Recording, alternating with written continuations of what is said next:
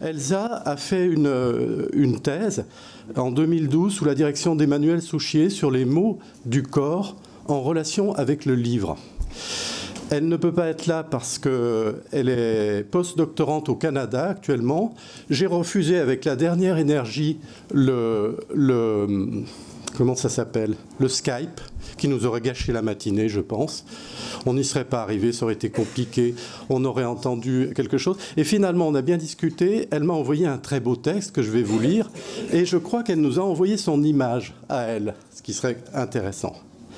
Quant à Emmanuel Souchier, il aurait aimé venir lire le livre de son élève, et donc la communication de son élève, et donc répondre, lui, certainement à un certain nombre de questions, ce que je ne pourrais pas faire, mais il préside aujourd'hui l'épreuve d'entrée, l'épreuve typographique d'entrée à l'école Estienne. Donc on a estimé que c'était vraiment un alibi tout à fait en béton pour M. Souchier, qui s'intéresse beaucoup au sujet que nous traitons aujourd'hui, qui m'a adressé des mails tout à fait charmants, malgré sa suroccupation que vous imaginez. Alors voilà, je deviens Elsa. Si son image apparaît, ça sera fantastique. Après, il y a aussi des images très importantes de manuscrits de Proust. Alors, est-ce qu'elles se sont perdues sur le net? On va voir. Bonjour à tous. Un mot pour m'excuser de mon absence aujourd'hui. Mon postdoctorat me retient actuellement au Canada. Mais j'ai été très heureuse d'écrire cette présentation en imaginant les possibles développements de ce qui s'annonce comme une riche journée d'études. Je profite de cette entrée en matière pour remercier Georges Cuer, d'une part de son invitation à cette journée d'études et d'autre part parce qu'il me permet d'être en quelque sorte parmi vous par la médiation de sa lecture et de sa voix. Venant de la littérature et de la recherche sur le livre en sciences de l'information et de la communication, mon approche se concentre d'abord sur la question du livre. Mais pour nourrir ici, je l'espère, l'interrogation sur les archives. Je tiens à préciser qu'il s'agit là d'un terrain dont je ne suis pas spécialiste. Et là, c'est à moi de remercier Elsa.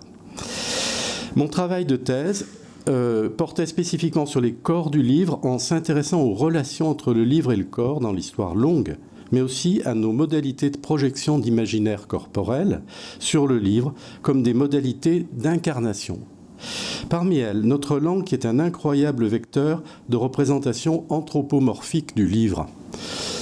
C'est à partir de cette question du corps, du lexique du livre en rapport au corps, que Georges Cuer a pris contact avec moi pour cette intervention. Or, il apparaît que la pratique des archives nous invite à plonger, elle aussi, dans une langue, un vocabulaire de spécialistes, qui partage avec celui du livre une forme d'intimité, sinon à tout niveau, du moins à plusieurs égards. Je pense notamment à la richesse de ce vocabulaire ayant trait à la mise en page, l'entête, le pied de page par exemple. À l'écriture, on parle du corps du texte, ou au parchemin, qui est une peau animale, présentant des traces de rainures, de nœuds. Toute cette anatomie du support fait aussi bien l'histoire des livres que celle des archives. Pour le livre, ce vocabulaire, depuis la codicologie jusqu'aux acteurs de sa fabrique, relève d'une corporéité qu'on croit en sommeil. Il le dévoile dans son anatomie. Il en distingue les différents éléments dans une langue qui en éveille les vibrations. Le livre est ainsi considéré comme un corps, pourvu en français d'une tête et de pieds, d'un dos et d'une épine. Et l'anglais, lui, le dote d'une colonne vertébrale, spine. Ce vocabulaire, érigé par les professionnels du livre, n'a pas échappé à la qualification des archives qui partagent souvent avec le livre leur statut d'écrit, parfois manuscrit, parfois imprimé, mais aussi leur support, le parchemin, le papier, le carton, etc. Et enfin, qui ont aussi avec lui le texte en partage. Or, le texte n'est pas non plus à l'écart de cet anthropomorphisme depuis la plus petite unité qui le compose, la lettre avec son œil, sa panse, ou en anglais son épaule, shoulder. Jusqu'à ces différents éléments, le chapitre dont l'étymologie, caput, se rapporte à la tête, par exemple, ou bien sa forme visuelle que l'anglais nomme skeleton form. Face aux livres, face aux archives, c'est un corps symbolique que l'historien, le chercheur, le lecteur tiennent entre leurs mains, un corps parfois articulé et à différentes échelles, corps qui s'ouvre, se ferme, se tient debout, droit, ou se couche sur les rayonnages. La langue en fait une altérité aussi étrangère que familière. Les archives, comme le livre, nous parlent de nous. Elles portent nos récits, nos histoires, nos mythes, nos lois, nos événements ou les symboles de nos organisations sociales. Elles renvoient à notre corps social, lui-même anthropomorphisé. Or, ce vocabulaire auquel je fais référence et qui institue le livre et le texte dans leur forme est un vocabulaire de professionnels. Là, il y a toute une bibliographie qui apparaîtra dans les actes. Est un vocabulaire de professionnels. Il remonte pour partie à l'époque des scriptoria, au sein desquels on écrivait les livres destinés à l'étude religieuse, puis à l'époque de l'émergence et de la constitution des corps de métier qui se sont autonomisés à partir du développement de l'imprimerie en Europe.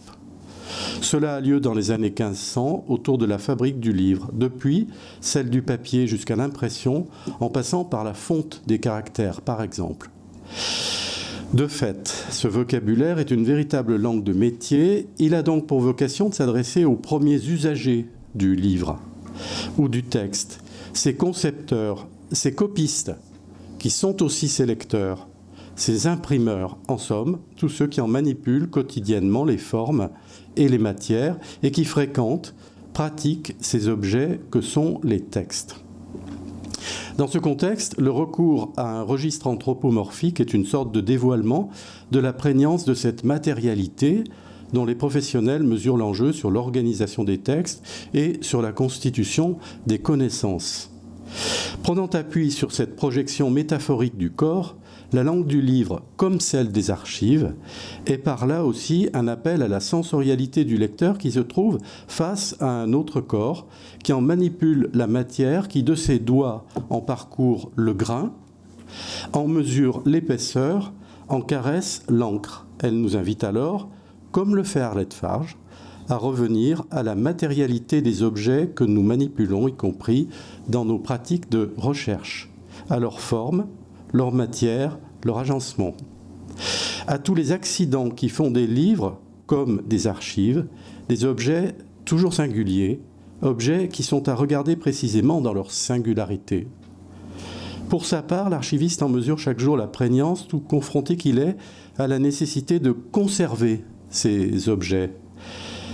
De conserver des objets, ce qui se fait de mille manières.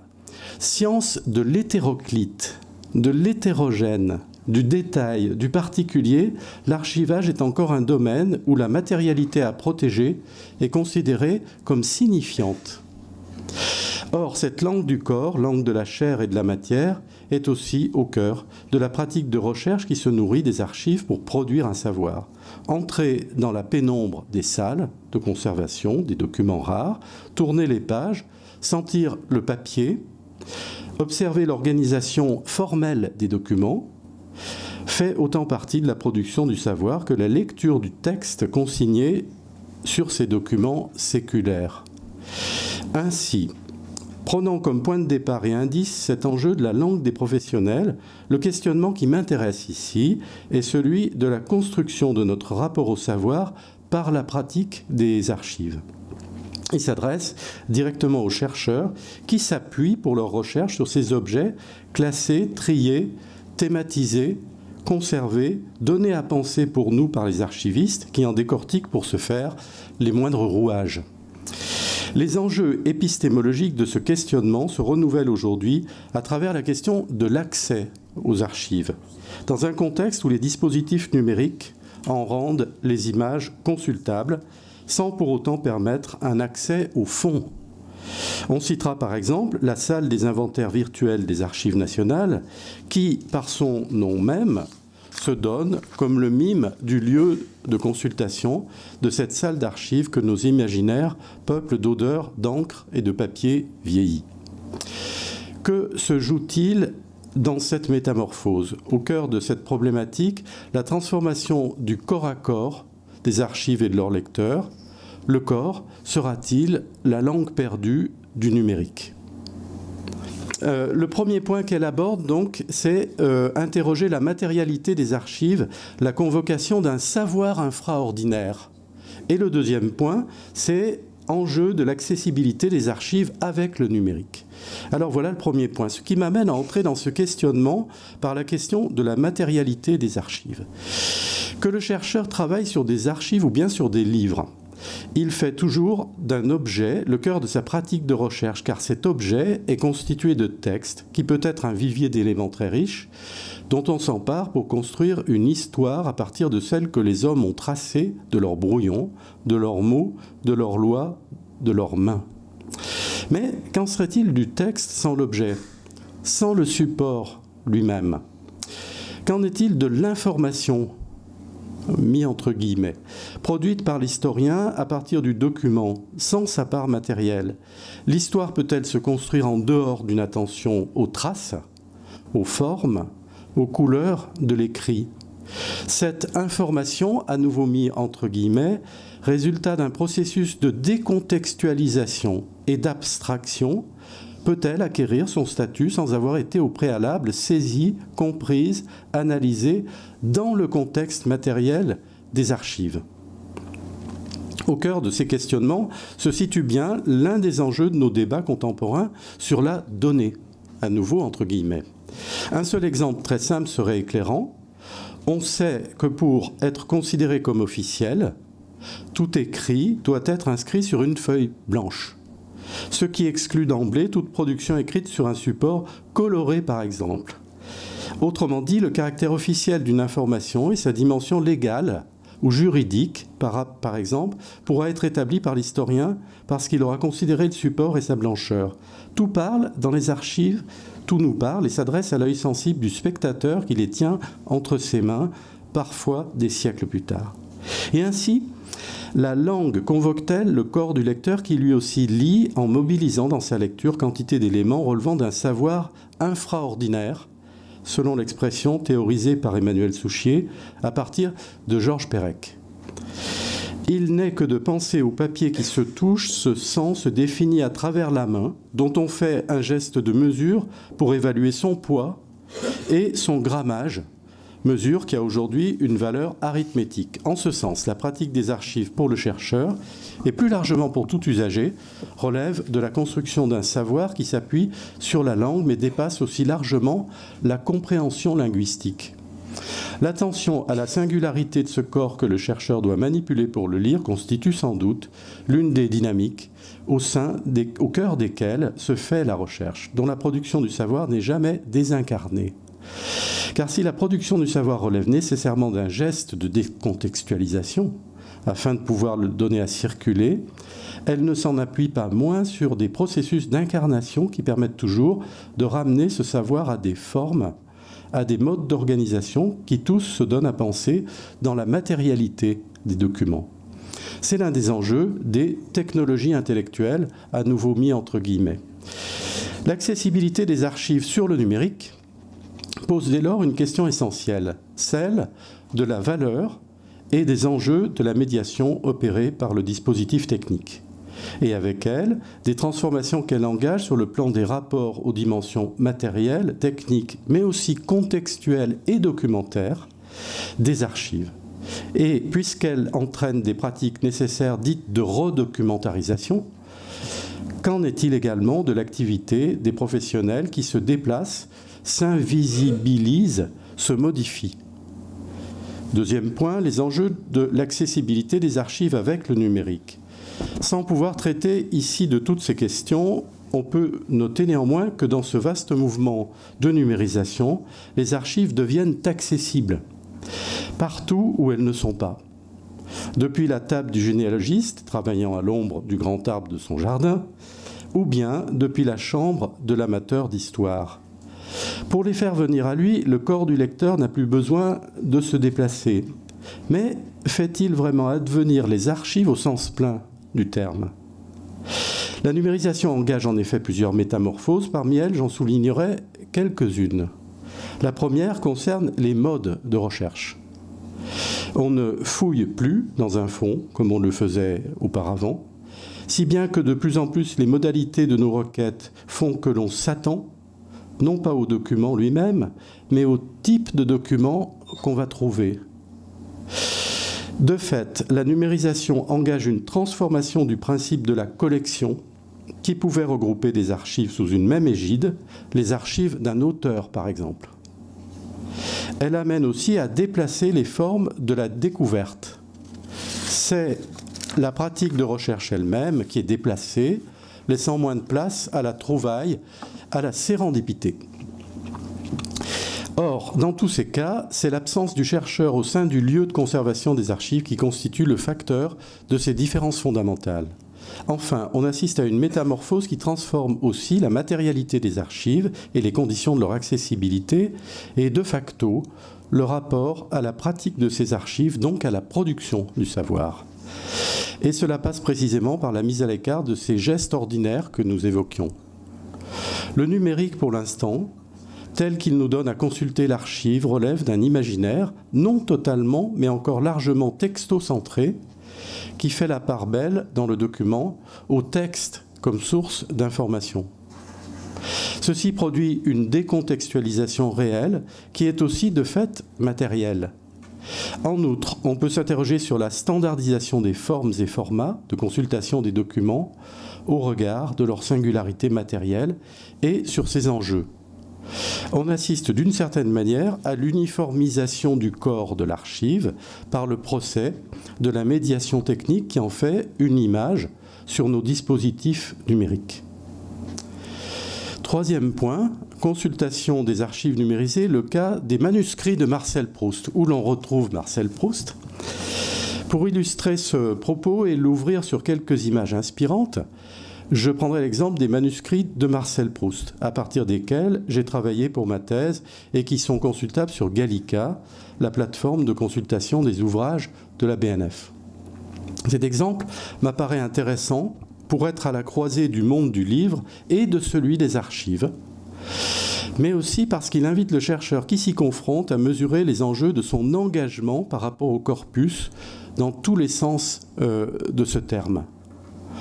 Ce propos nécessite un petit détour de remise en contexte. Tous les manuscrits d'À la recherche du temps perdu se présentent sous la forme de petits cahiers d'écoliers, régis par leur régularité et la valeur structurante de la ligne. Il ne faut pas beaucoup d'observations pour remarquer pourtant qu'avec Proust, la ligne est en dérangement, j'emprunte l'expression à d'Autremont. Son geste d'écriture ne peut se résoudre à se cantonner à l'espace régulé et normé qui lui est usuellement attribué, à savoir à l'intérieur de cet espace quadrillé par les lignes et les marges. Vous avez par exemple sous les yeux l'une de ces pages ici, telle qu'elle est visible sur Gallica.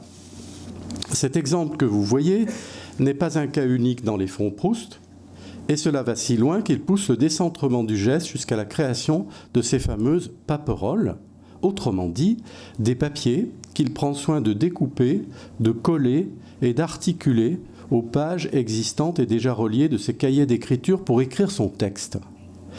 Vous pouvez en voir deux exemples ici. Alors, je crois qu'il faut montrer l'image 2. C'est ça? Vous y êtes? Puis l'image 3. Comme on le voit, ces papiers se replient pour pouvoir être intégrés au cahier une fois qu'il est fermé. Avec les paperoles, le geste d'écriture de Proust sort ainsi de la page, plutôt que de fonctionner par jeu de renvoi ou d'astérisque à l'intérieur du cahier lui-même, comme feraient beaucoup d'autres auteurs.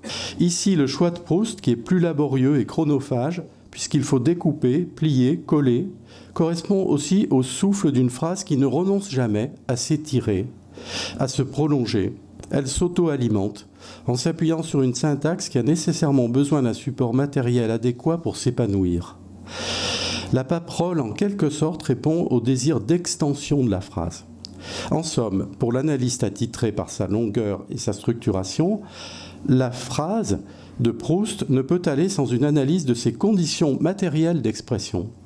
Non seulement ces conditions matérielles l'organisent, mais elles lui inculquent également son souffle, son énergie. Le support prend ainsi pleinement part à l'articulation ce phrasé si énigmatique qui fait l'objet de tant de commentaires. Ce rapide éclairage qui mériterait plus de développement montre déjà combien la manipulation du support va amener en quelque sorte le chercheur qui s'intéresse à la génétique éditoriale à faire l'expérience, par son propre corps, du sens formel. Puisque pour lire, il devra lui-même plier, déplier, ouvrir, fermer et arrêter sa lecture aux articulations. Dans ce jeu entre la lecture et sa rythmique matérielle, se déploie tout un espace de compréhension, d'intuition, qui n'est possible que dans la vitalité de notre présence au document. Là aussi se construit la subtilité du rapport au savoir produit, que ce soit celui du chercheur ou celui de l'amateur. Ainsi, si l'attention au texte tel qu'il apparaît sur l'image du document, lorsqu'on consulte sur Gallica, est bien nécessaire, elle peut se muer en une forme de production de données, à partir de laquelle le savoir devient éventuellement chiffrable. On calcule par exemple le nombre d'occurrences, le nombre ou la taille des textes en marge, ou bien schématisable. Mais on voit ici comme cette attention au texte n'est pas suffisante. Si Gallica permet de montrer le jeu des paperoles ouvertes et fermées, à aucun moment le dispositif numérique ne permet au chercheur de s'engager lui-même dans la dynamique du support, puisqu'il fait médiation entre le corps de l'archive et celui de son lecteur. Le corps n'est pas pour autant absent, il est mis en mouvement par la souris, par les métaphores du clic, ou ses différents boutons et signes passeurs, mais il n'est pas directement en prise avec le document. Il y a peut-être un rôle, là, à penser pour la redocumentarisation nécessitée par les dispositifs numériques. Ce qui revient aussi à dire que pour tout chercheur, formé ou amateur, la pratique du document dépasse bien souvent la simple consultation qu'on peut pour l'instant en faire par Internet. Et c'est là tout l'enjeu de l'engagement du corps du lecteur des archives, tout l'enjeu de la mobilisation de la matérialité des archives comme une ressource pour continuer à les interroger, à les faire vibrer et finalement pour continuer à leur donner du sens, à faire vivre nos archives dans la mémoire collective.